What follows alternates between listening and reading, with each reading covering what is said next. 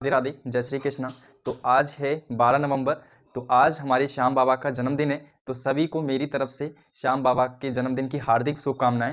और हम सभी लोगों पे श्याम बाबा का आशीर्वाद बना रहे और हमेशा सुख शांति रहे, ठीक है, खुश रहें और सभी लोग मस्त रहें, ठीक है। तो हम श्याम बाबा का नाम लेते हुए हम यहाँ पर अपना क्लास स्टार्ट करते हैं, ठीक है। तो आज क्लास हमारा रहेगा 3.1 एक्सरसाइज है, ठीक है, और चैप्टर 3 चल रहा है हमारा। और चैप्टर 3 का नाम है दो चर वाले रैखिक समीकरण, और जो कि हमारा एनसीईआरटी का सिलेबस हम फिनिश कर रहे हैं, ठीक है बाबू। तो यहाँ पर देखो, आज हम बात करेंगे क्वेश्चन 3 को हम बहुत अच्छे से सीखेंगे। और जैसा कि आपको पता है कि हमारी क्लासेस एकदम कंटिन्यू चल रही है, ठीक है, बहुत अच्छे से हर चीज को बहुत अच्छे से सिखा रहा हूँ, ठीक है, एकदम क्वेश्चन बाई क्वेश्चन सिखा रहा हूँ। और जिस क्वेश्चन में जिस चीज की हमको इंपॉर्टेंट होती है तो उसको मैं बहुत अच्छे से एकदम डिटेल से बता रहा हूँ, ठीक है भाई। तो यहाँ पर देखो, क्वेश्चन 3 है हमारा, अनुपात तो A1 upon A2, B1 upon B2 और C1 अपॉन C2 की तुलना ज्ञात कीजिए, ठीक है। सेम जो हमने सेकंड वाला क्वेश्चन किया था, डिट्टो उसी तरीके से करेंगे, ठीक है। बट इसमें क्या है, इसमें हमारा संगत और असंगत पूछा है। तो बात करेंगे हम संगत क्या होती है और असंगत क्या होती है। तो संगत के बारे में अगर हम बात करें तो संगत ऐसी रैखिक युग्म होते हैं जिनका हमारा हल होता है, ठीक है, जिनका हल होता है तो वह हमारे क्या होते हैं, संगत होते हैं। और हम असंगत की बात करें तो असंगत हमारे वह युग्म समीकरण होते हैं जिनका कोई भी हल नहीं होता है, ठीक है बाबू। क्लियर, समझ में आ गया ना। देखो, डेफिनेशन को हम अच्छे से सीखेंगे क्योंकि यहाँ पर संगत और असंगत के बारे में हमको पता होना चाहिए, क्योंकि हमारे क्वेश्चन में हमको पूछा है, ठीक है बाबू। देखो, अब यहाँ पर हम बात करें, यहाँ पर हमारे 3 केसेस बनते हैं। जैसे हमारे 3 केसेस हमने जो सेकंड क्वेश्चन में हमने पढ़े थे, उसी तरीके से हमारे इसी में हमारे संगत और असंगत के बनने। और हमने जो सेकंड में पढ़ते उसमें हमारे क्या बनने थे, हमारे समीकरण बनाए थे प्रतिच्छेद के, ठीक है, और समांतर के और संपाती के। इसी तरीके से इसमें हमारे जो संगत और असंगत के हमारे जो केसेस हैं उनको समझ लेते हैं, ठीक है। सेम उसी तरीके से होते हैं, बट क्या है, उसको संगत और असंगत हम बोल देते हैं, ठीक है। तो यहाँ पर भी क्या करेंगे, हमारे 3 केसेस बनेंगे, 3 केसेस बनेंगे, जहां पर हमारे A1 और A2 equal to not V1 और B2, ठीक है। तो ये क्या हो जाएगा, ये हमारा संगत युग्म हो जाएगा। क्लियर बाबू। अब यहां पर हम समझेंगे, ये हमारा क्या हो गया, फर्स्ट केस हो गया। और यहां पर सेकंड केस की बात करेंगे तो सेकंड केस हमारा आएगा A1 A2 equal to V1 V2 equal to not C1 और C2। तो ये हमारा क्या बन जाएगा, ये हमारा बन जाएगा असंगत युग्म। क्लियर। अब यहां पर थर्ड केस की बात करें तो यहां पर थर्ड केस बनता है हमारा A1 A2 B1 B2 C1 और C2। तो ये हमारा क्या हो जाएगा, ये भी हमारा संगत युग्म हो जाएगा, ठीक है। तो हमारे ये फर्स्ट और थर्ड केसेस हमारे क्या हैं, ये संगत बनेंगे। अगर हमारा A1 और A2 और B1 और B2 हमारा क्या है, इक्वल नहीं होगा तो हमारा संगत हो जाएगा। इसी तरीके से हमारे अगर सारे ये बराबर होंगे तभी भी हमारा क्या होगा, तभी भी हमारा यहाँ पर संगत युग्म हो जाएगा। क्लियर। और हमारा यहाँ पर B1 और B2 C1 और C2 यहाँ पर इक्वल नहीं होंगे तो हमारा असंगत हो जाएगा। इनको हमें ध्यान रखना है। और इसी तरीके से हमारे क्वेश्चन को इसमें इस समीकरण से हमको वैल्यू निकालकर तुलना कर, ठीक है, इसके मान निकालने हैं। फिर हमको देखना है, इसको हमको देखना है कि हमारा संगत है या असंगत है, ठीक है बाबू। क्लियर। तो मैं इनको रफ कर रहा हूं और इनकी कंडीशन जैसे ही आएंगी तो मैं उसी तरीके से इनके सामने कंडीशन लिखता रहूंगा, ठीक है, क्योंकि इतना स्पेस है नहीं बेटा, तो इसको हम रफ करते रहे। क्लियर। अब देखो, बात करेंगे हम क्वेश्चन की। क्वेश्चन किस तरीके से करने वाले हैं, देखो हमारा फर्स्ट क्वेश्चन है तो हम फर्स्ट क्वेश्चन ले रहे हैं। तो फर्स्ट क्वेश्चन क्या है हमारा, 3x + 2y इक्वल टू 5। तो ये हमारा क्या हो गया, ये हमारा पहला समीकरण हो गया। क्लियर। और हमारा दूसरा समीकरण की बात करें तो 2x - 3y इक्वल टू 7। तो ये हमारा हो गया सेकंड समीकरण। क्लियर। अब यहां पर हम तुलना करेंगे तो हम तुलना किससे करने वाले हैं, यहां पर समीकरण 1 व 2 को A1 B1 equal to, sorry यहाँ पर A2 होगा, ठीक है, A2 और B1 और B2 इक्वल टू C1 और C2 से तुलना करने पर, ठीक है, से तुलना करने पर। क्लियर बेटा। अब देखो, हम इससे तुलना करेंगे तो इसी को हम क्या मानेंगे, A1, और देखो इसको A1 मान लेंगे, इसको हम A2 मान लेंगे, इसको B1 मान लेंगे, इसको B2 मान लेंगे, और इसको C1 मान लेंगे, और इसको C2 मान लेंगे, ठीक है बाबू। तो यहाँ पर देखो A1 का मान कितना हो गया, 3 हो गया। यहाँ पर B1 की बात करें तो 2 हो गया, C1 की बात करें तो 5 हो गया, और A2 की बात करें तो 2 हो गया, और B2 की बात करें तो -3 हो गया, और C2 की बात करें तो 7 हो गया, ठीक है। इतना तो समझ में आया होगा आपको, क्योंकि अगर आपने मेरी पिछली क्लासेस देखी होगी तो मैंने इसी तरीके से बहुत अच्छे से सोल्यूशन कराया, ठीक है। तो यहाँ पर बात करेंगे, अब सारे मान आ गए ना हमारे। अब क्या करेंगे हम, अब सारे मान हम लिख लेते हैं, ठीक है। सारे मान हम तुलना करेंगे तो तुलना करने पर हम किस तरीके से लिखेंगे, यहाँ पर A1 का मान कितना है हमारा, 3 है तो 3 लिखेंगे, ठीक है। A2 का मान कितना है, 2 है तो 2 लिखेंगे, क्लियर। अब इक्वल टू लगाएंगे और b1 का मान कितना है हमारा 2 है और b2 का मान कितना है -3 है, -3। अब देखो बाबू यहाँ पर जब पहली कंडीशन में मैंने आपको बताई थी अगर ये इक्वल नहीं होगा, ठीक है, अगर ये इक्वल नहीं होगा, अगर फर्स्ट कंडीशन ही हमारी इक्वल नहीं है, अगर a1 और a2 और b1 और b2 अगर इक्वल नहीं है तो हम आगे नहीं करेंगे, ठीक है। अगर हमारी ये दोनों समीकरण है, दोनों समीकरण से हमने जो मान निकाले हैं अगर ये इक्वल नॉट है तो हमारा यहीं पर क्या हो जाएगा, यहीं पर हमारा संगत हो जाएगा, ठीक है। अतः यह है समीकरण संगत युग्म है,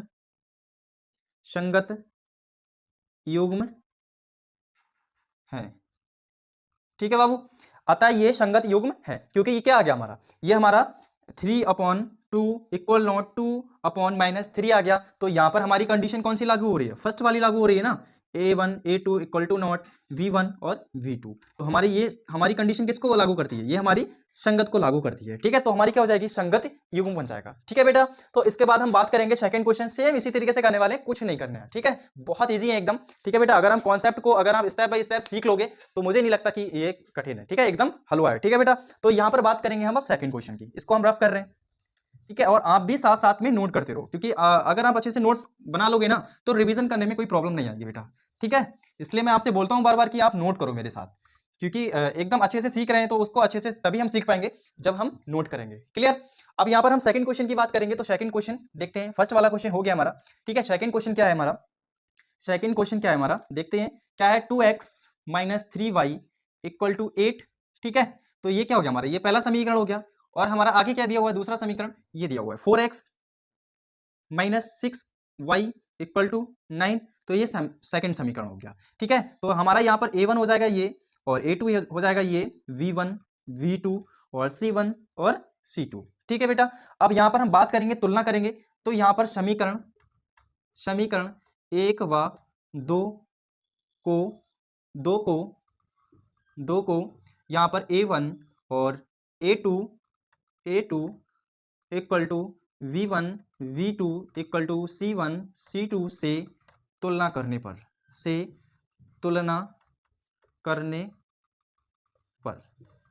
क्लियर बाबू।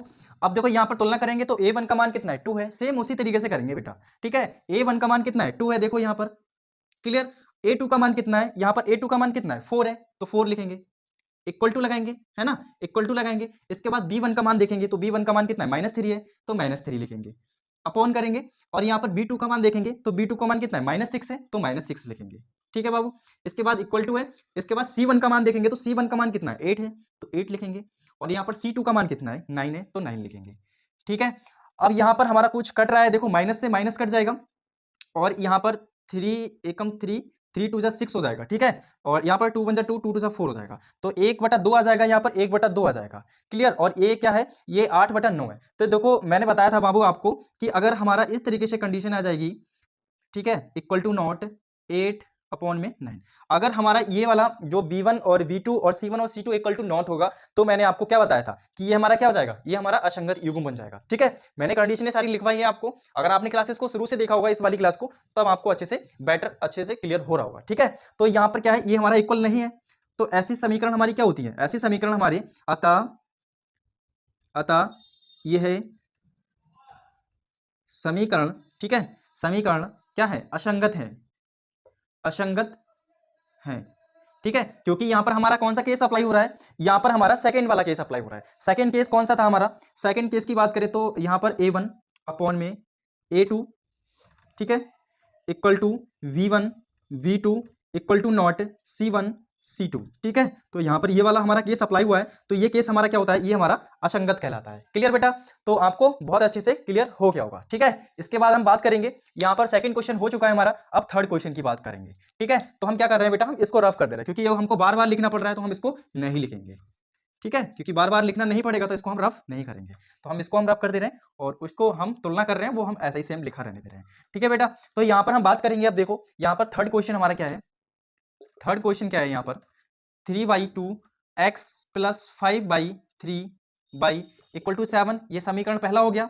और यहाँ पर बात करेंगे आगे क्या दिया हुआ है, 9x - 10/3 इक्वल टू 14। तो ये क्या हो गया, हमारा सेकंड समीकरण हो गया। ठीक है, तो समीकरण फर्स्ट व सेकंड को a1 और a2 और b1 और b2 c1 और c2 से तुलना करने पर, तो यहाँ पर देखेंगे बाबू, यहाँ पर हमारा a1 का मान कितना है और यहाँ पर b1 का मान कितना है, c1 का मान कितना है, a2 b2 और c2। ठीक है, तो यहाँ पर हमारा a1 का मान कितना है बेटा, a1 का मान कितना है यहाँ पर 3/2 है, तो 3/2 लिखेंगे और अपॉन में करेंगे। और हमारा a2 का मान कितना है, a2 का मान 9 है। ठीक है, a2 का मान 9 है, तो इक्वल टू लगाएंगे। इसके बाद हमारा b1 का मान देखेंगे, तो b1 का मान कितना है, 5/3 है, अपॉन में करेंगे। और b2 का मान कितना है हमारा, -10 है। ठीक है, -10 है, इक्वल टू करेंगे। और c1 का मान देखेंगे तो 7 है, और c2 का मान कितना है हमारा, 14 है। ठीक है, 14। अब इसमें देखेंगे बेटा, हम कुछ काट के देखेंगे। यहाँ पर देखो, अगर इस तरीके से आ जाता है तो इसके नीचे हम क्या कर सकते हैं, 1 लगा सकते हैं, इसके भी नीचे 1 लगा सकते हैं। तो ये वाले जो हमारे होते हैं बीच वाले, इनकी आपस में गुणा हो जाती है और इनकी आपस में गुणा हो जाती है। ठीक है बेटा, ये चीज़ें बहुत कॉमन है, ये चीज़ें आनी चाहिए। क्लियर। इसी तरीके से इसकी गुणा हो जाएगी और इसकी आपस में गुणा हो जाएगी। तो ये हमारा कहाँ पहुँच जाएगा, ये हमारा उठ के ऊपर पहुँच जाएगा। ठीक है, तो हमारा ये इनटू में पहुँच जाएगा ऊपर। ठीक है, और ये हमारा ऊपर पहुँच जाएगा। तो हमारा कितना हो जाएगा, 9 दूनी 18 हो गया, 9 दूनी 18 हो गया। ठीक है, अब 18 हो गया और ऊपर कितना है, 3 है, 3/18 हो गया। ठीक है, तो इसको काट सकते हैं, तो 3 एकम 3 हो गया, 3 छक 18 हो गया, यानी कि कितना आ गया, 1/6 आ गया। ठीक है, इसी तरीके से इसको देख लेंगे, तो ये हमारा इनटू में पहुंच जाएगा और ऊपर हमारा कितना, 5 है, तो 5 से 10 कैंसिल हो जाएगा, तो 5 दूनी 10 और 3 दूनी 6। ठीक है, यानी कि इस तरीके से करेंगे, ये ऊपर पहुंच जाएगा। ठीक है, तो 5/3 है और गुणा क्या हो जाएगा, -10 हो जाएगा। तो इसको काटेंगे तो 5 दूनी 10 हो गया। ठीक है, 3 दूनी 6 हो गया, तो 1/-6 आ जाएगा। ठीक है, अब ये प्लस का, ये माइनस का है, तो ये तो इक्वल नहीं है। जब मैंने आपको बताया इस तरीके से अगर फर्स्ट और सेकंड वाली कंडीशन आ जाए, तो हमारी ये कंडीशन कौन सी आ गई, ये 1 अपॉन में a2 equal to not v1 और हमारा क्या हो जाएगा, v2 हो जाएगा। ठीक है, तो ये हमारा क्या है, ये इक्वल नहीं है, तो 1/6 इक्वल टू नॉट -1/6। क्लियर। तो ये क्या हो जाएगा हमारा, अतः ये है, ये समीकरण असंगत है, असंगत है। ठीक है बेटा, तो देखो आपको क्लियर हो गया होगा। ठीक है, अगर हमारी फर्स्ट कंडीशन और सेकंड कंडीशन इस तरीके से आ जाती है ना, तो आगे करने की जरूरत नहीं है कि आगे वाला हमारा C1 और C2 क्या है। ठीक है, अगर हमारी इक्वल टू नॉट है तो हमारा क्या हो जाएगा, असंगत हो जाएगा। क्लियर। अब इसके बाद हम बात करेंगे फोर्थ क्वेश्चन की, तो हम देखते हैं, इसको हम रफ कर रहे हैं, फोर्थ क्वेश्चन को देखते हैं।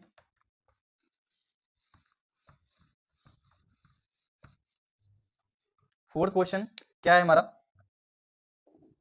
देखेंगे यहाँ पर 5x - 3y इक्वल टू 11, ये समीकरण पहला हो गया। और यहाँ पर क्या है, -10x plus 6y equal to -22 हो गया, ये समीकरण दूसरा हो गया। ठीक है, अब तुलना करेंगे यहाँ पर, तो यहाँ पर फर्स्ट और सेकंड की हम तुलना करेंगे, तो हमारा यहाँ पर a1 हो जाएगा और हमारा यहाँ पर a2 हो जाएगा और v1 हो जाएगा, v2 हो जाएगा और c1 और c2 हो जाएगा। क्लियर। तो यहाँ पर सारे मान हम पुट कर दे रहे हैं। यहाँ पर क्या है, a1 का मान कितना है, 5 है, अपॉन में a2 का मान कितना है, -10 है ना, -10 है, इक्वल टू करेंगे। और b1 का मान कितना है, -3 है, और v2 का मान कितना है, 6 है, इक्वल टू करेंगे। और यहाँ पर c1 का मान कितना है, 11 है, और c2 का मान कितना है, -11 है। ठीक है, कितना है, -22 है, सॉरी, -22 है। ठीक है, तो यहाँ पर इसको काटेंगे तो सारा देखते हैं क्या क्या आता है। यहाँ पर 5 दूनी 10 हो गया और ये क्या आ गया, 3 एकम 3 आ गया, 3 दूनी 6 आ गया, 11 एकम 11, 11 दूनी 22 आ गया। तो हमारा क्या है, -1/2 इक्वल टू -1/2 इक्वल टू -1/2, यानी कि क्या है, हमारे सारे इक्वल हैं। तो यहाँ पर हमारी कौन सी कंडीशन अप्लाई हो रही है, यहाँ पर हमारी थर्ड कंडीशन अप्लाई हो रही है, a1 अपॉन में a2 equal to v1 upon v2 equal to c1 upon c2, यानी कि सब क्या है, हमारे इक्वल हैं। जब हमारे सब इक्वल होंगे तो क्या हो जाएगा, हमारे संगत बन जाएंगे। ठीक है, संगत यूं बन जाएंगे। तो अतः ये है रैखिक समीकरण या समीकरण, ये समीकरण संगत युग्म है। क्लियर बेटा, तो आपको समझ में आ रहा है ना। ठीक है, अगर आपको क्लास में अच्छा लग रहा है तब बेटा आप प्लीज़ वीडियो को ज़्यादा से ज़्यादा शेयर करिएगा। अगर आपको अच्छा लगता है, समझ में आता है, ठीक है, कि आपको लगता है कि हाँ हमें अच्छा लगता है पढ़ते हुए, तब आप चैनल को सब्सक्राइब करिएगा। ठीक है, तो आगे हम बात करेंगे फिफ्थ क्वेश्चन की। तो हमारे फोर्थ क्वेश्चन एकदम बहुत बेहतरीन तरीके से, ठीक है। 1 बाई 1 क्वेश्चन हम अच्छे से कराया हमने। तो यहाँ पर देखते हैं हम अब, ठीक है। यहाँ पर हमारा संगत होगा या असंगत होगा, निकाल के देख रहे हैं बेटा, है ना। देखो यहाँ पर क्या है, फिफ्थ क्वेश्चन समीकरण लिख ले रहे हैं। 4/3 x + 2y = 8, तो हम x + 3y = 12 समीकरण दूसरी हो गई। तो ए हमारे a1 b1 और c1 और a2 c2 और b1 b2 और c2, ठीक है। तो यहाँ पर सारे मान हम देख लेते हैं। a1 का मान हमारा कितना है, 4/3 है, और यहाँ पर हमारा a2 का मान कितना है, 2 है, और इक्वल करेंगे। यहाँ पर b1 का मान कितना है, +2 है, तो 2 लिखेंगे, और अपॉन में क्या है, v2, तो v2 का मान कितना है, 3 करेंगे। c1 का मान कितना है, c1 का मान 8 है, तो 8 लिखेंगे यहाँ पर, और अपॉन करेंगे c2 का मान कितना है, 12 है, ठीक है, 12 है। तो इसको देखते हैं अब क्या क्या कैंसिल आउट हो रहा है हमारा, ठीक है। इसके नीचे हम 1 लगा सकते हैं, कोई दिक्कत मल्टीप्लाई होगी और इसकी आपस में मल्टी, इस तरीके से ऊपर जाएगा ये 4/3 इंटू 2, ठीक है। तो यहाँ पर हमारा ये कैंसिल हो जाएगा, 2 दूनी 4 हो जाएगा, तो कितना हो गया, 2/3 हो गया हमारा, कितना हो गया, 2/3 हो गया। और हमारा आगे कितना है, 2/3 हो गया। यहाँ पर काटेंगे तो है, तो 4 तियाँ 12 हो गया और 4 दूनी 8 हो गया, ठीक है। 4 दूनी 8 और 4 तियाँ 12, यानी कि कितना आ गया, 2/3 आ गया। तो यहाँ पर भी हमारी सेम उसी तरीके होगा, संगत हो जाएगा, क्योंकि यहाँ ये क्या है, यहाँ पर हमारे सारी क्या है, ये हमारे a1 और b2 और c1 क्या है, इक्वल है। तो हमारे, तो अतः यहाँ पर क्या हमारा कौन सा हमारा अप्लाई हो रहा है, a1 = a2 = v1, और यहाँ पर v2, ठीक है, v2 = c1 और c2। तो यहाँ थर्ड वाला केसेस अप्लाई हो जाएगा, क्लियर। तो यहाँ पर थर्ड केसेस क्या होता है हमारा, अतः यह समीकरण संगत युग्म है, ठीक है। अतः तो आई होप, मैं उम्मीद करूंगा बेटा आपको बहुत अच्छे से क्लियर हुआ होगा। तो आप ऐसे ही सिखाने की कोशिश करते हैं, ठीक है बेटा, और अच्छे से मेहनत करो, खुश रहो।